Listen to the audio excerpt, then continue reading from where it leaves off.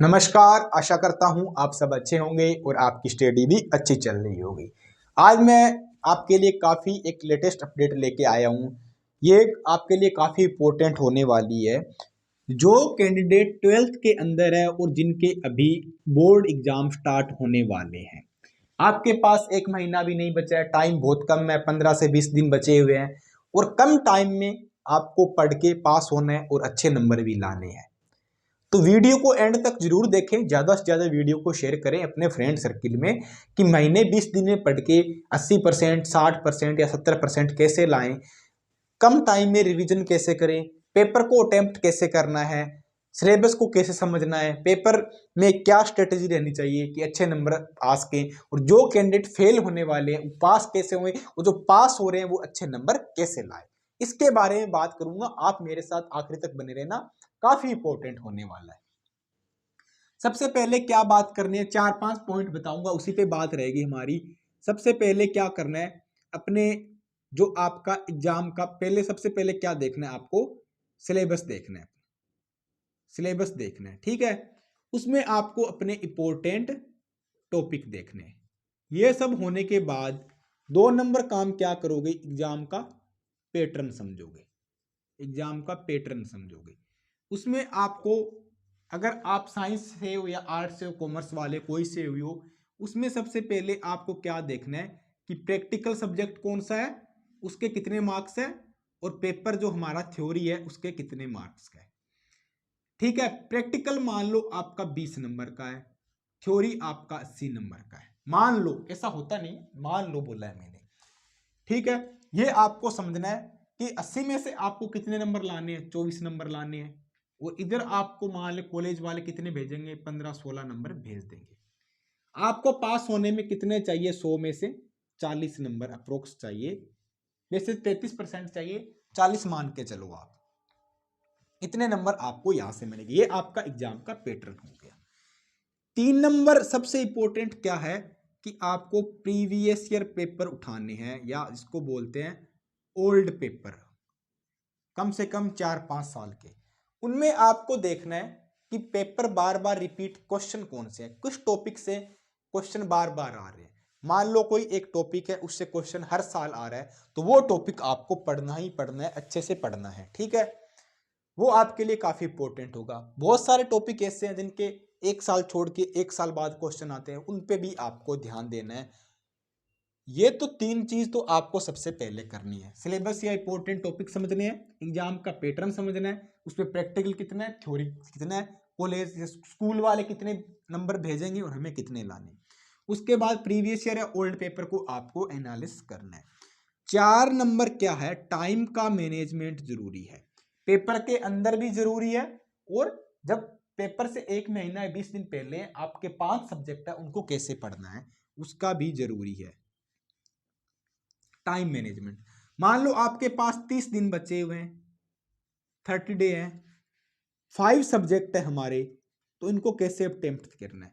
हर एक सब्जेक्ट को 6 दिन दो, ठीक है, 1 महीना कंप्लीट हो जाएगा। जो पेपर आपका मान लो सबसे पहले हिंदी का है, तो उस हिंदी को आपको सबसे लास्ट में पढ़ना है।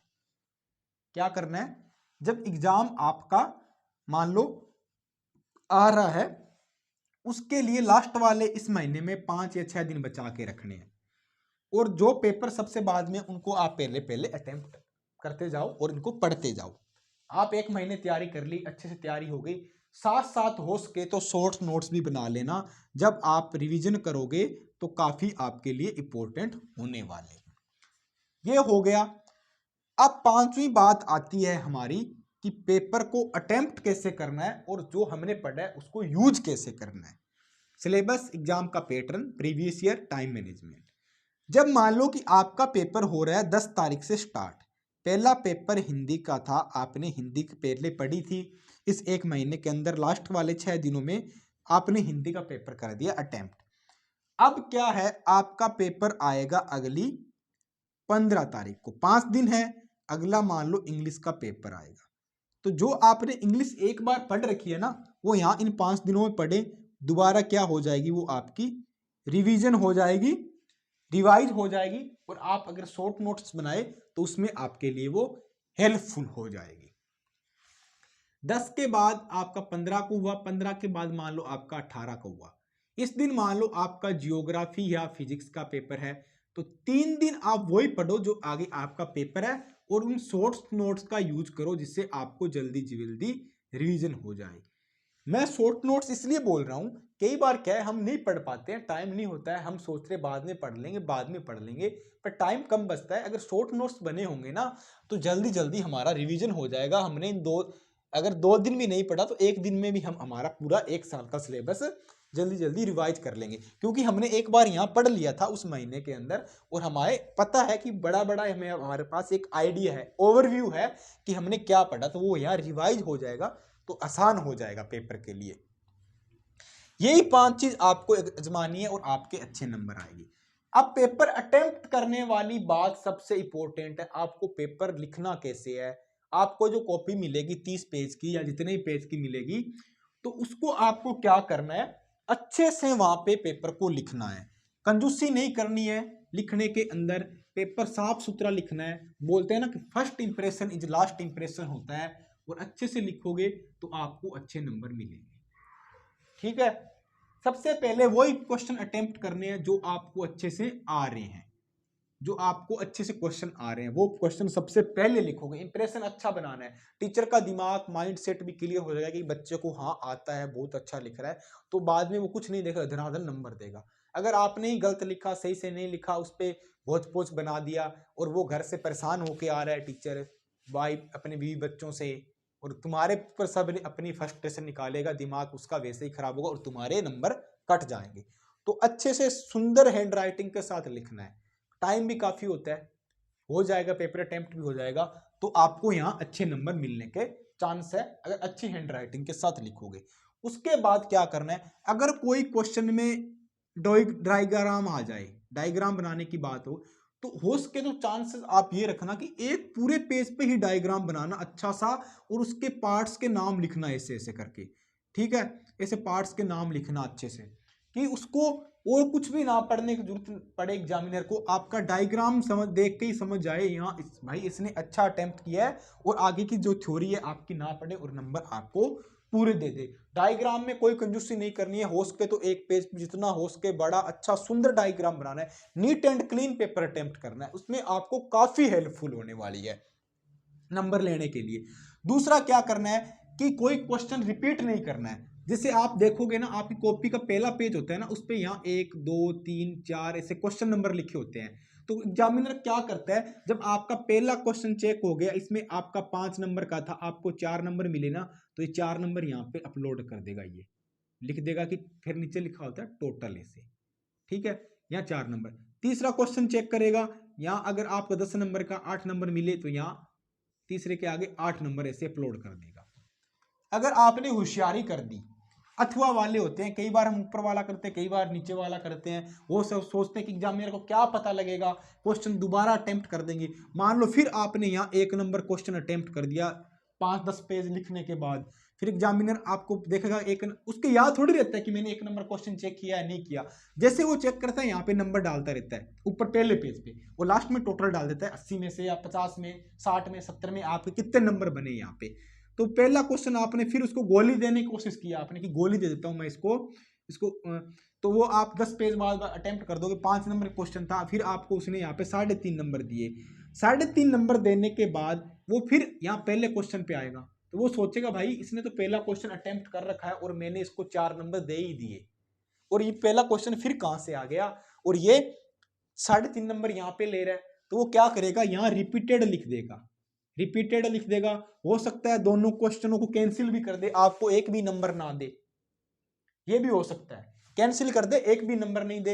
हो सकता है कम वाला नंबर यहाँ चढ़ा दे, बोलता है कि ज्यादा होशियार बनता है, कम वाला नंबर यहाँ लिखूंगा। हो सकता है उसी को पढ़ा रहने दे, उसके माइंड सेट पे है, तो वो रिपीटेड लिख देगा। हो सकता है आपको एक ही बार वाला नंबर दे, दूसरे वाले ना दे।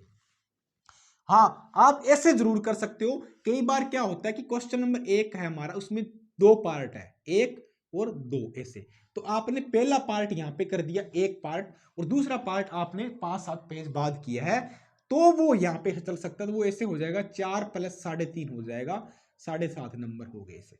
ऐसे हो जाएगा। हाँ, अगर एक क्वेश्चन के 2 या 2 से ज्यादा पार्ट है, 4 पार्ट है, आपने एक पार्ट यहाँ अटेम्प्ट किया, एक कुछ देर बाद किया, एक कुछ देर बाद किया, तो वो चीज चलेगा। अगर आपको एक ही पार्ट को आप बार बार अटेम्प्ट कर रहे हो, एक क्वेश्चन को बार बार अटेम्प्ट कर रहे हो, तो वो आपका मान्य नहीं होगा, वो रिपीटेड में आ जाएगा, कट भी सकता है, एक का नंबर मिले, हो सकता है एक का भी ना मिले। तो अगर आपके एक से ज्यादा पार्ट है उसमें, तो वो इस सिचुएशन में चलेगा। तो अच्छा नीट एंड क्लीन डायग्राम बनाना, अच्छा पेपर अटेम्प्ट करना है। फर्स्ट इंप्रेशन जो लास्ट इंप्रेशन होता है, माइंडसेट अच्छा करके ही पेपर देना है, तो आपके नंबर अच्छे बनेगी। तो यही मेरी 5 ट्रिक थी कि अगर आपका बोर्ड का एग्जाम है, आपको अच्छे नंबर कैसे स्कोर करने हैं। पहले सिलेबस समझो, एग्जाम का पैटर्न समझो, प्रीवियस ईयर को सोल्व करो, टाइम मैनेजमेंट करो, और रिवीजन कैसे करना है, और पेपर को अटेम्प्ट कैसे करना है। और ब्लू और ब्लैक पेन होता है हमारा, ये जरूर यूज करें, अच्छे से इसमें अटेम्प्ट करें। एक क्वेश्चन जो आपका हिंदी का पेपर होगा, हमारी आदत क्या होती है, हम क्या लिखते हैं कि ऐसे 1 नंबर लिख के क्या लिख देते हैं, आंसर ऐसे, 2 नंबर लिख के क्या लिख देते हैं, आंसर ऐसे। ये आप नहीं लिख सकते हिंदी के पेपर में आंसर। ये आंसर इंग्लिश वाला लिखोगे तो हो सकता है एग्जामिनर आपका हर एक क्वेश्चन में आधा नंबर काट सकता है, क्योंकि पेपर हिंदी का है तो पूरा हिंदी में ही लिखना है, आपको यहाँ इंग्लिश यूज नहीं कर सकते हो। बाकी आप फिजिक्स, केमिस्ट्री, बायो, मैथ का कोई सा भी पेपर हो, वहां आप ऐसे आंसर लिख सकते हो, कोई फर्क नहीं पड़ता। आप हिंदी मीडियम हो या इंग्लिश मीडियम से हो, ज्योग्राफी, हिस्ट्री, पॉलिटी, कुछ भी हो, आप कहीं से भी हो, कोई सा एग्जाम हो, कोई सा मीडियम हो, आपको कोई फर्क नहीं पड़ने वाला है। इंग्लिश में आंसर लिख सकते हो, आंसर नंबर 3, आंसर नंबर 4 ऐसे। अगर आपका पेपर हिंदी का है, आप कोई से मीडियम में, अगर आपने ये आंसर लिख दिया ऐसे, तो आपका हर एक क्वेश्चन में आधा आधा नंबर कटने के चांसेस बनते हैं। क्योंकि हिंदी का पेपर है तो आपको क्या लिखना है, क्या लिखना है, आपको उत्तर लिखना है, आंसर नहीं लिखना है। आपको ऐसे लिखना है, 2 नंबर करके उत्तर, 4 नंबर करके ऐसे उत्तर, ये लिखना है आपको, हिंदी में ही लिखना है। आंसर लिखोगे तो आपका भैंस पानी में जा सकती है, आपका बेड़ा गर्क हो सकता है। अगर आपके मान लो 10 क्वेश्चनों पे अगर आप ऐसे आंसर लिख के आगे लगातार, और 10 में से हर में आपका आधा आधा नंबर कटा, तो आपके 5 नंबर गए, आप पड़ोसी से कितने पीछे हो जाओगे। अगर आप मेरिट में आओगे तो मेरिट आने से भी रह जाओगे। अगर आपके 70% बढ़ने वाले थे, 5 कम हो गए, 70 भी नहीं पढ़ पाएंगे। अगर आपकी फर्स्ट डिवीजन आने वाली थी, 5 नंबर कम पड़ गए, तो आप पीछे हो जाओगे, 1% कम हो गए तो आपकी फर्स्ट डिवीजन नहीं होगा, आप सेकंड डिवीजन में रह जाओगे। तो ऐसे इस चीज का विशेष करके ध्यान रखना है। तो यही आज की अपडेट थी। बोर्ड वाले, 12th वाले कैंडिडेट प्रिपरेशन कर रहे हैं तो इस टेक्निक को अपनाएं, काफी हेल्पफुल होगी। और मैं अलग से वीडियो लाऊंगा 10th वालों के लिए, आजकल मैं अपलोड कर दूंगा 1-2 दिन में, तो उनके लिए भी काफी इंपॉर्टेंट होने वाली है।